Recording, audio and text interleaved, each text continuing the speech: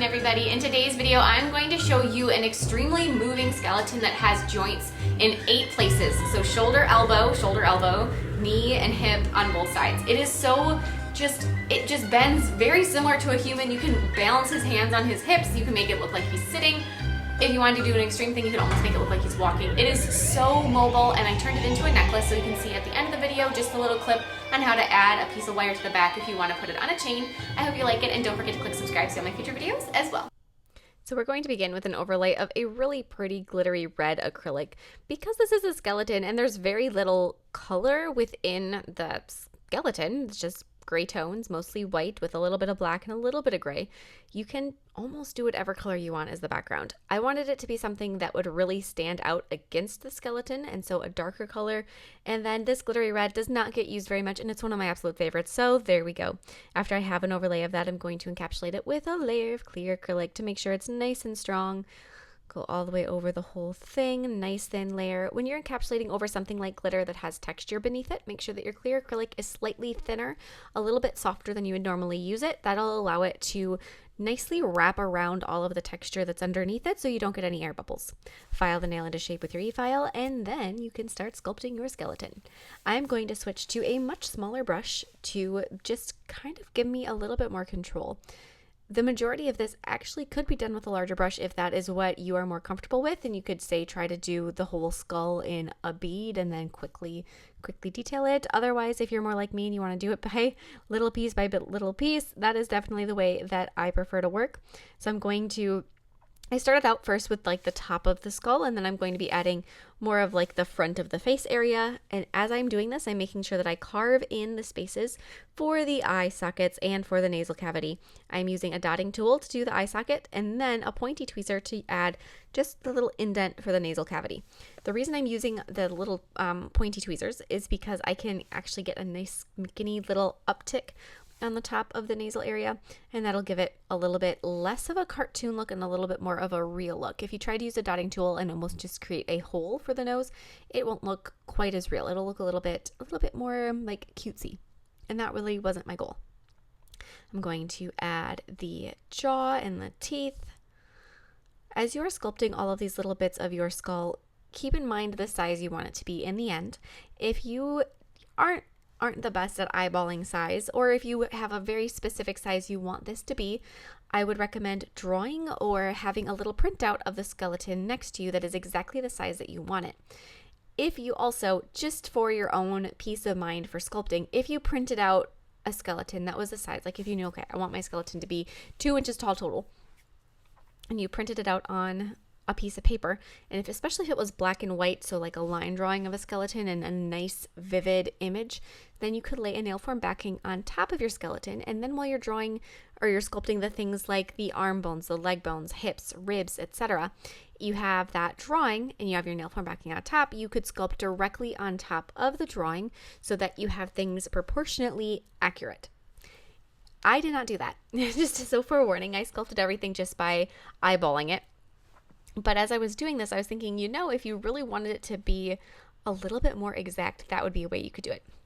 After I have the skull done, I'm going to start doing the spine going down, and I'm going to carve or create little indents going down for the different vertebrae.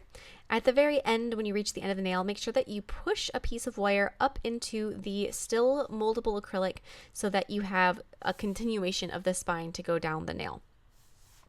Going to secure it around the sides to make sure that that is stuck in there nicely. That's a big support throughout this whole design, so you need to make sure that that wire is secure.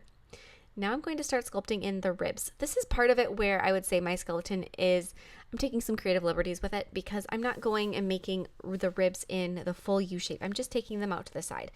If you wanted to and you wanted to have more of a realism to this, and I'm doing the clavicle currently, but after that, as you're doing the ribs, you're going to want to actually create a little indent, or a thinner white line in the back of them to show the back portion of the rib that would be behind what we're seeing. To me, in my brain, I had this image that the back of the ribs, even though we can't see them, would be on the other side of the nail, so that's kind of why I just ignored them. However, that's a little illogical because we can see the spinal column, but creative liberties and all. Make sure that you as you're sculpting these ribs, you take it kind of slow and just meticulously going back and forth. I would always recommend with something like this that you do either the right side then the left 1-1 so that it helps keep it balanced. If you try to do, say, the whole right side of the rib cage, then by the time you get to the left side, the amount of acrylic you used and the size of the beads and the shape and just the way you did it gets lost a little bit. It gets forgotten, especially for those first ribs. So I would just go through and do 1-1. Plus, it's easier to make sure that things look symmetrical when there's not a whole bunch of other stuff distracting. So it's easier to see that, yes, these two ribs are at the same height. They are going at the same angle and they stop about the same place if there aren't 3 other ribs that you get distracted by. So just make sure that you go through with something and do it 1-1 back and forth.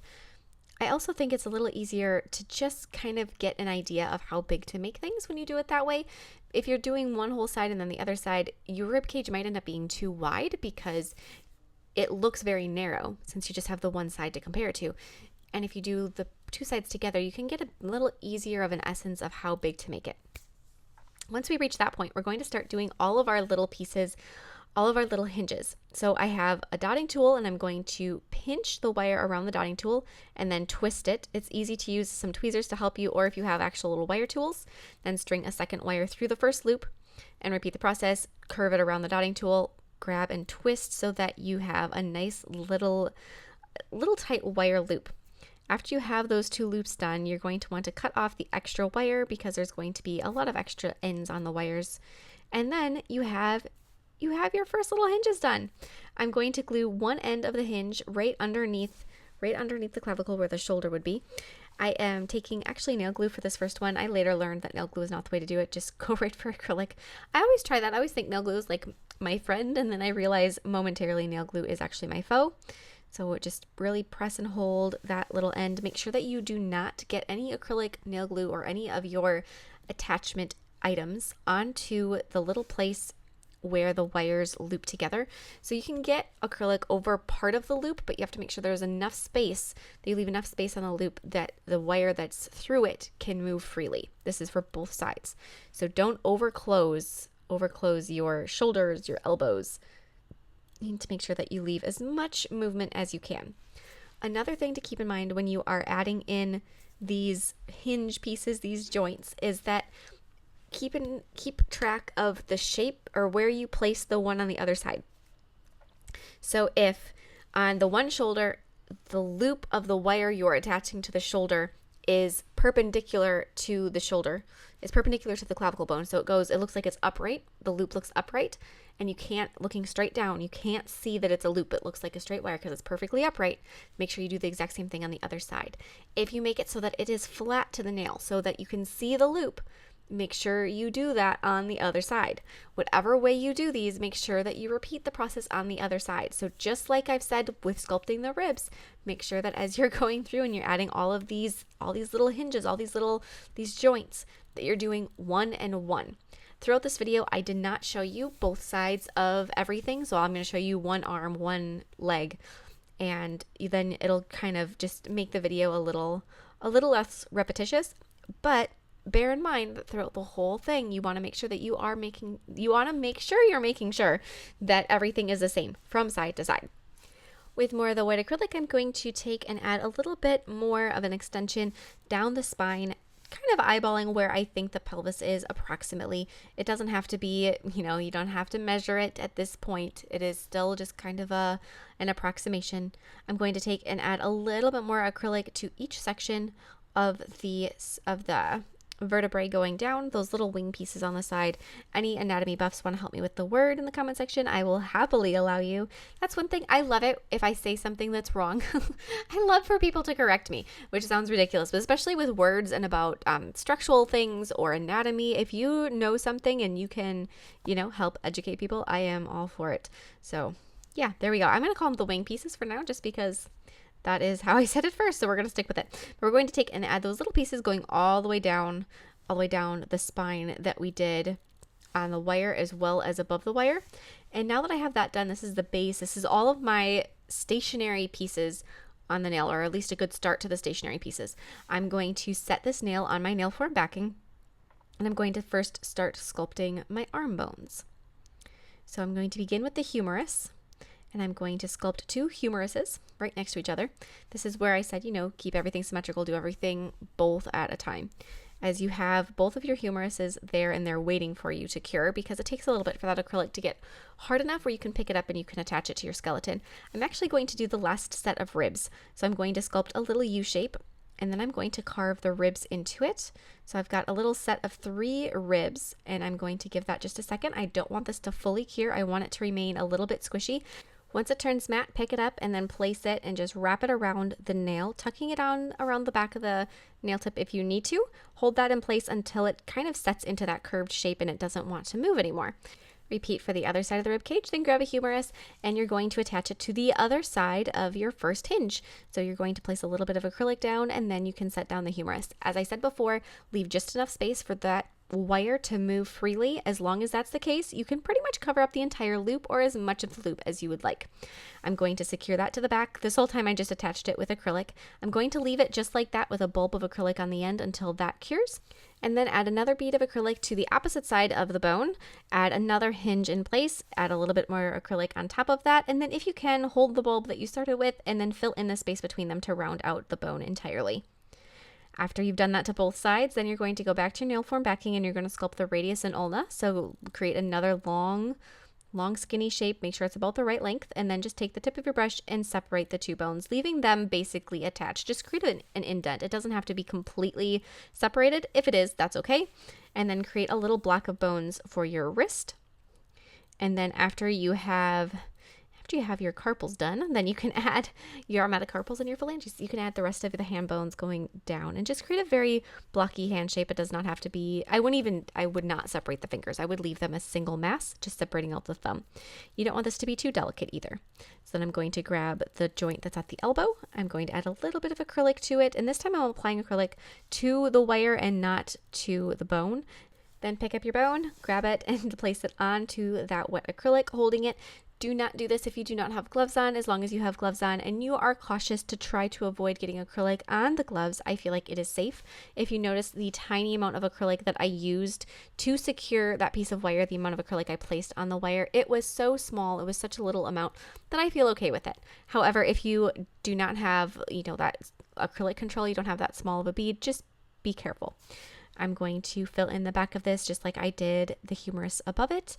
This time you don't have to worry about the second joint because there isn't one. There's no more joints after your fingertips.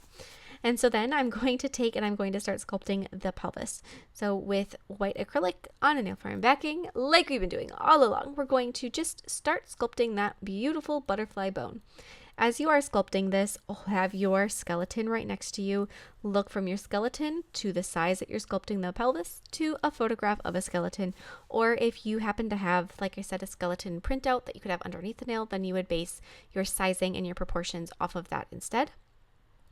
Going to sculpt all the different spaces within this. Obviously, a pelvis has a lot more of a bowl shape than what I am sculpting. This one is a little flatter, but I'm going to try to push that bowl shape as I add some more details to it later on. Try to get it to look a little bit more like it's tipped forward and not just so straight up and down. To do that, one easy way to do it is just to add another little bit of acrylic around the upper corners of the pelvis and then brushing that down to create a nice slope so that it's very thick on those corners compared to down below. I'm also going to add a little bit more acrylic right to the very center of the pelvis. Just add like a little knob and then a little kind of just curved shape right along the bottom corners too. Adding those little bits really does add a lot in terms of the shape. So then we're going to take and I'm going to sculpt my femurs. So I'm going to this is the biggest bone in the human body and it is the biggest bone that we are sculpting. Sculpt that to the side. And then I'm going to kind of size up my pelvis to where I need to cut the wire off. You want the wire to extend to the bottom of the pelvis. You do not want it to stop like right at the top. You want to have that extra security of the pelvis going, or the wire going all the way to the base. Add more white acrylic to cover up the wire in entirety, as well as secure your pelvis to the nail and further kind of enhance that bowl shape by adding some more thickness right along the base of the pelvis, right along the bottom. And then I'm going to press my hinges into that wire into the into the wet acrylic really quick because I almost forgot about them. More secure them. So that thick area that I added right along the base of the pelvis, that is where you're going to need to add your little hinges. So make sure you push those in before the acrylic gets too far gone. And then after you have those, you can grab your femur and you can set it in place over the wire. I'm going to mask a little bit more of the wire at the hip. Kind of hold that in place. After it's been held in place, then you can flip that over and you can fill it in on the back. Just like we did with the humerus, you're going to need to make sure that you add the wire at the base of the bone as well. So don't just do the top. It's really tempting to me almost to just add your details to the first hinge and kind of forget the second one. The further you go into this, it's like you just kind of get on a roll and you want to keep sculpting. And the minutia of adding all these hinges in gets missed. However, don't do that. They're the critical portion of this whole thing. I'm going to be adding the tibia and fibula, sculpting them on a nail form backing. Same thing, sculpt 2 of them. I did the same thing with the femurs and with everything. Just make sure that you're doing both of them. I'm also going to sculpt a little foot. Do not attach the foot to the bones yet. Leave them separated. And then you can attach your tibia and fibula to the wire, to your hinge, the last ones of the design. Flip that over, fill in behind it, both with the tibia, fibula, and the radius and ulna. As you are sculpting them, don't worry too much about leaving the little gap between the sets of bones. You can sort of fill that in just as long as there's a little crevice, a little cavity in there. As you go to detail it and add the paint later, you can enhance that and it will be a little stronger if there isn't a full space going all the way down. Attach the foot with more white acrylic. Surprise, surprise, all this is white acrylic. And then you can add all of your details with paint. So I'm going to be using some gray paint, some black paint, and some white paint to add the shading and the rest of the fine little detailing on my skeleton. As I'm adding these details, I am still going back and forth from my picture, but I'm kind of following my own set of rules for how to do this. When you are shading something like this, pick a side. So for me, I wanted it to have just kind of like a classic forward-facing light above you, directly on you type of a shading, which means you're going to add a little bit of gray paint to the bottom portion of the bones. You're going to imagine where those light shadows would be, and that's where you're going to add the shadows. The one thing you can do is you can have a light above you, above your workspace, which I would recommend anyway, and look at where the shadows actually hit on your skeleton. This is 3D, so it will have shadows naturally, and you can enhance the shadows that are just there. So look at where the shadows are, and then paint them. Paint the shadows. That is a great way to do it, especially if you're doing shadows with what the light is already seeing. It just makes it so that you can, it just gives you a little bit of an easier way of doing it. On the hands and the feet, you are going to need to separate your carpals and tarsals and your phalanges and a little bit of details. If you are sick of all of my skeleton talk, I apologize. Anatomy is something I actually really hated in high school, but then as soon as I went to nail school, I don't know what it was, but I loved it. I loved learning all the different names of the bones. It was one of the best things, but we pretty much stuck to hands and arms and then feet and legs. So beyond that, it's a little iffy, but I really got those ones down, and I love them. I love all those words. I love the knowledge of it, really. This is why I always say you can correct me if I say something wrong, because I like to have the knowledge. I'm going to add some black detailing where I feel like it is needed. I'm also going to detail the back of the bones that are going to be seen most frequently from behind. So the back of the arms, back of the legs, feet, pelvis a little bit. Obviously, you can't detail the back of the skull because it is not there. I'm going to take finally some white and I'm going to be adding some highlights mainly to the skull. That's the thing I want to have the highest focus on. If you don't do any other highlighting to any other part of it, but you do get some brightness on, especially like above the eyes and the teeth and the nose, that would be fine. I can't stop, so I am going to add highlights to the rest of my skeleton as well. Just little tiny white lines. Wherever the light is going to hit it the most is going to really brighten it up.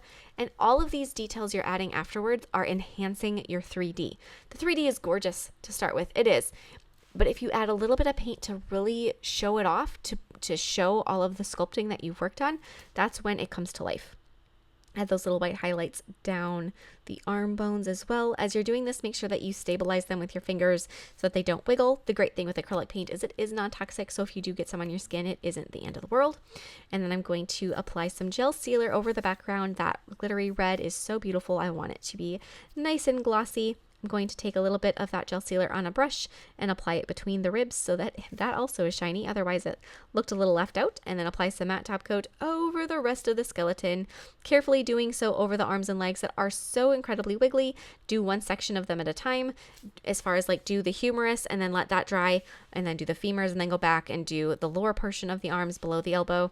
That gives you something of a handle so that you can, you know, hold on to it while you're top coating the rest.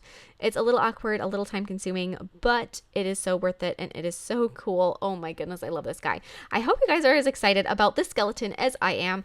I absolutely love skeletons. I don't know if anybody realizes this. I think I mentioned it once or twice, but I have a full-size human skeleton replica that lives in my salon. His name is Raul, and he's there. He sits in my pedicure chair until I have somebody that wants a pedicure, and then I move him to my waiting chair. But I've always got a skeleton in my salon, and so I love skeletons. I have painted them multiple times. I've sculpted them, this whole thing. This is one that has, it's like a culmination of all of my skeleton work right here. So I hope you guys love it.